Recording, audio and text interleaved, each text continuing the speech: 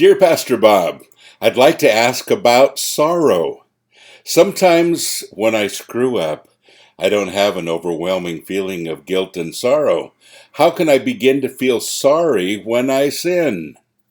Great question. And a lot of times we feel like the thing that happens right after sin is sorrow or guilt. Not always. Some things we feel guilty of, and the Bible talks about our seared consciences. When you commit a sin so many times you just stop feeling guilty for it. It doesn't make it any less a sin or any less of a problem. It just means that you kind of get used to it. And we don't always have this feeling after sin. It doesn't mean that it's okay. It doesn't mean that it's any less of a difficult thing in our lives. Is sin supposed to produce sorrow? Well, ultimately, yes. But it only produces sorrow when we really stick close in our relationship with God. That's when we notice that it's a problem. Email and text messaging and messages on Facebook have a dramatic effect on people because it's not real life. You can't listen to the person speak, and so you can't hear the inflection in their voice, or you can't hear their emotions when they're talking. And so many times we read them incorrectly. I have one friend that almost every time I get an email from him, I misunderstand it because he's a very sensitive person by nature, but a little bit harsh when he types. And I sometimes have to write back and say, what exactly did you mean by this? I think I'm offended. And it wasn't what he meant, it's just how he writes.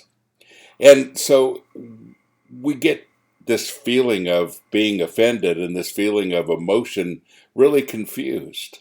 And this whole idea of guilt and sorrow and emotion from what's being said sometimes is really distorted. It's like when I get together with my friend, I can see his emotion, I can see who he is. If I only knew him through text messaging and emails, we'd have a very different relationship. Well, that's really true with God.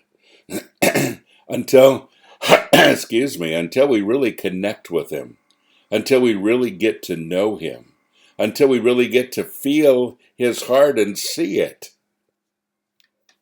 we're just kind of unaffected by it. We don't quite understand.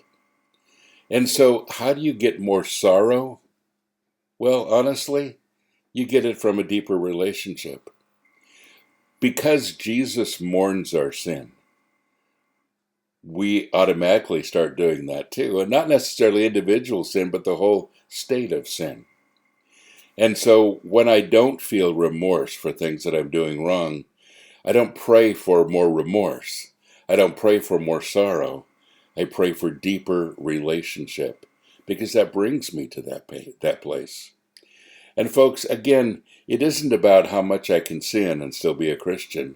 It's about the pursuit of holiness, because you see, nothing else takes care of that need that all of us have to connect with our Father, to connect with the one who made us, and really connect with the one who can set us free.